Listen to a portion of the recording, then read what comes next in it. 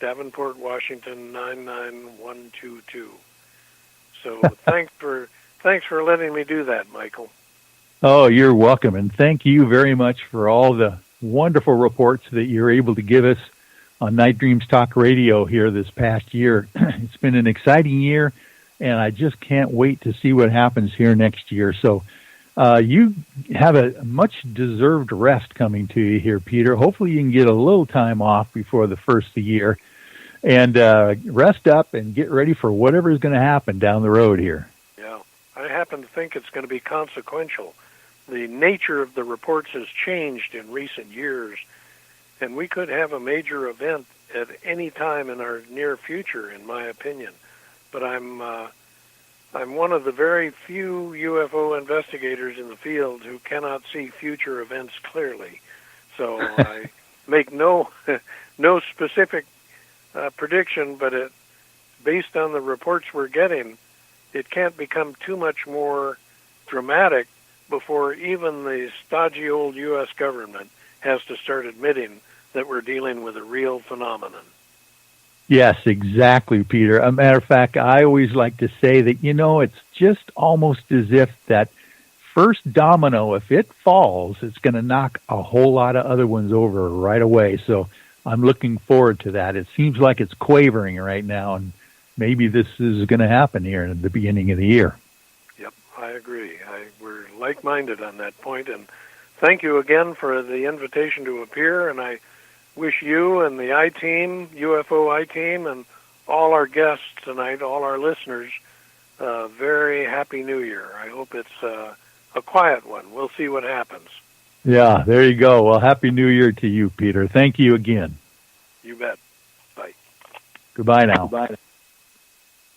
Wow. Well, that was a nice report. We have got multiple sightings of things that are happening just around Christmas time here. Orange fireballs, pink object dropping out of the sky, and Sanger, Texas, pumpkin seed kind of a triangle craft in Saugus, Maine. Orange spheres flying across the sky, and then, of course, up in Canada as well. Valhalla Mountains, lots of stuff going on here. So we'll keep you abreast on what's going on after the first of the year.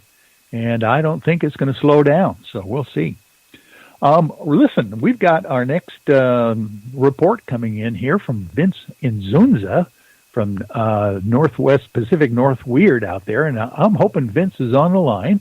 And we'll jump into some of the retrospects that we've got here on the Weird and Wonderful. Are you there, Vince? Hey, Michael, I'm right here. Fantastic, buddy. How are you doing here? Did you survive the holiday okay so far? I'm pretty sure I survived. If I didn't, I'm speaking to you from the great hereafter, which is a great moment for your show. And I wouldn't put that past you. You would be the first ghost guest that I would ever have on my show, and you would be the one that could do it. But I'm glad you're still with us on this side of the veil. And let's throw things open for yourself, Vince, and tell the folks what kind of reports you might have.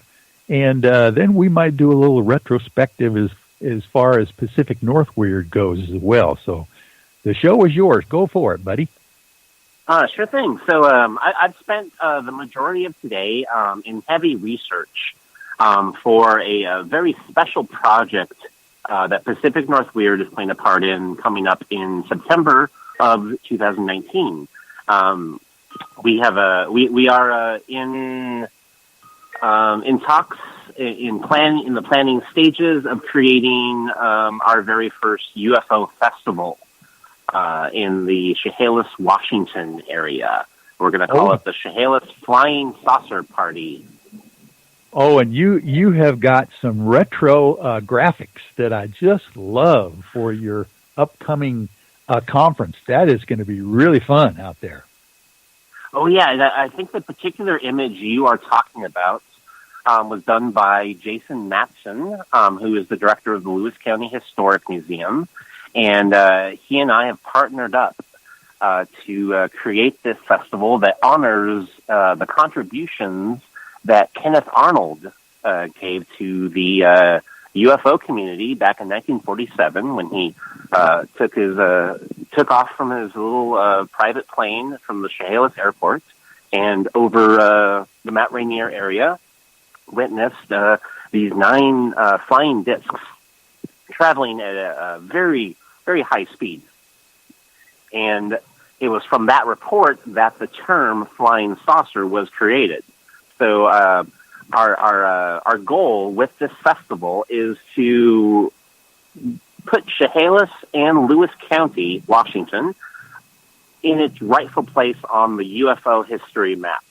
We feel that what happened with Kenneth Arnold and the various other weird UFO things that happened in the area in those subsequent years are really just as important as what happened in Roswell, for instance, or in Phoenix with the Phoenix Lights.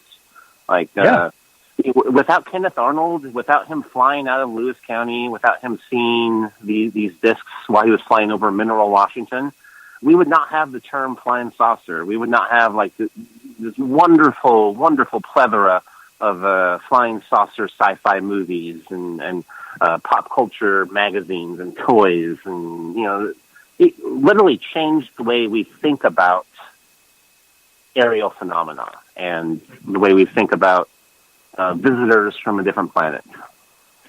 Well, indeed, Vince. I mean, the whole idea of, I was just talking with Peter a second ago about the idea of the first domino falling and is like opening up a whole field of new sightings and things. Kenneth Arnold's report in 1947, June of 47, was the first thing. I mean, that kind of started the whole modern UFO era. And you're telling me that he flew out of Chehalis Airport in Lewis County to start that entire trek over to Mount Rainier. I think you're on the right track there to kind of get the whole thing in historic perspective about the entire state of Washington, let alone Lewis County down there where it all started. Yeah, and Lewis County, I found through my research, is one of the weirdest places in the world. Like the various extraterrestrial encounters and UFO reports that we found that we've even started to film separate episodes on, such as the nudists from Venus or the crazy critter of Bald Mountain. All kinds of just very, very distinct, relatively unknown tales have come from this one area, and it needs to be celebrated. And from my perspective, from my vantage point, I am offering to this festival a deep knowledge and enthusiasm for this subject matter. So I'm kind of like the subject matter expert of this upcoming festival. Yes, you are. I tell you what, I didn't realize, since I knew you were working on this interesting story about the nudists from Venus, and people might think that this is just a hoax or just a story. You might want to tell a little bit about that sighting report and the fact that it was a real sighting report coming from Lewis County. Yeah, absolutely. So the nudists from Venus is a story referring to this claim made by a man named Samuel Eaton Thompson back in 1950 in between the small towns of Morton and Mineral, Washington. Little sideline, Mineral is where I grew up. It's kind of like where my earliest memories of life come from, Mineral, Washington in the early 80s. And what happened to Samuel is in 1950, he was traveling down the country road after visiting family, and he was on his way back to Centralia, where he lived, and he decided to pull his car over and have a relaxing moment in the woods. So he pulls over on the side of this logging road, and he gets out of the car and heads down the logging road and claims to have seen this flying saucer hovering in the trees. And this spaceship is surrounded by a bunch of naked people, and he kind of described them as like a Nordic almost, like if you can imagine ABBA but naked and by a flying saucer. Oh. Which I I imagine that often. I don't know about yes, you. Yes, I think that would be easy to imagine. That's for sure. Oh man.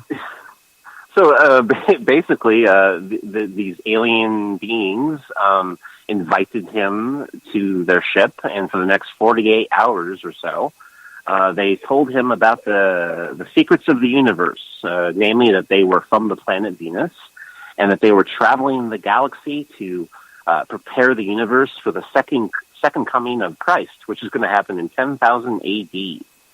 Oh, my goodness. And they brought up all kinds of weird stuff like a worship of astrology, and then the horoscope, and they were vegetarians, kind of eating something akin to the Mediterranean diet. Really fascinating story, and who knows if it's a hoax or not. What's interesting about the story to us is that it affected the culture. It wound up in the newspapers, and in 1950, this guy is talking about like nudists worshiping Jesus and astrology. That's way ahead of his time. Like Samuel Thompson could almost be like a precursor to Ramtha or J.Z. Knight or the Unarians. Like kind of all these UFO cults and thought systems that have a New Age aesthetic to them. So we approach these stories in terms of their cultural impact. So to us, it doesn't matter if Samuel really saw these beings. What matters is that the story happened and that it affected something and it means something. And what we did was we got a whole bunch of naked people together outside of a makeshift flying saucer in the middle of the woods, and we filmed a whole bunch of sequences with them. And then I'm in the process of editing that at the moment, and it's going to be like a really bizarre, one-of-a-kind UFO video. Oh, I'll bet.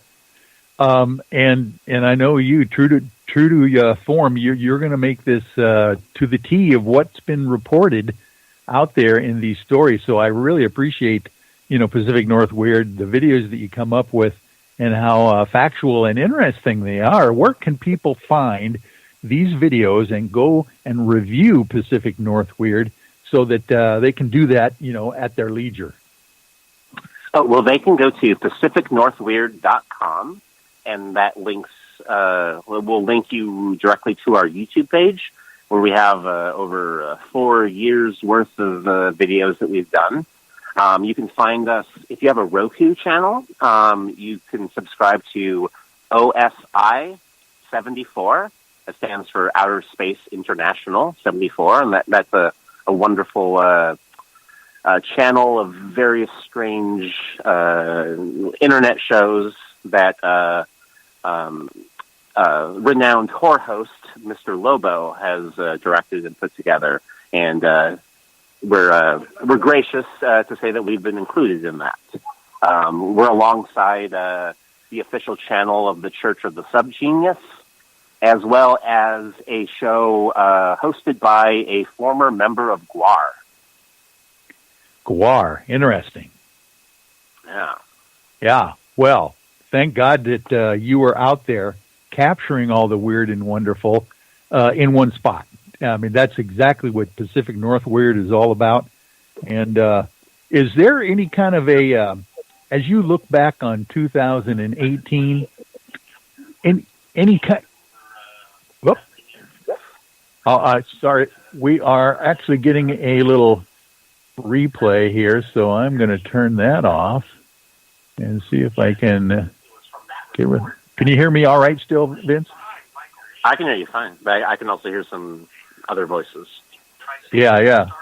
Okay, well, I am going to... What I want you to do, if we can, is just go and recap what you think is kind of some of the interesting, weird, and wonderful stories that you've come across this year. Okay. And I've actually written down a list of them, which I have right in front of me. One of the major things that has happened this year with Pacific North Weird is that I wrote and directed my very first short film based on a Pacific North Weird urban legend called Bandage Van.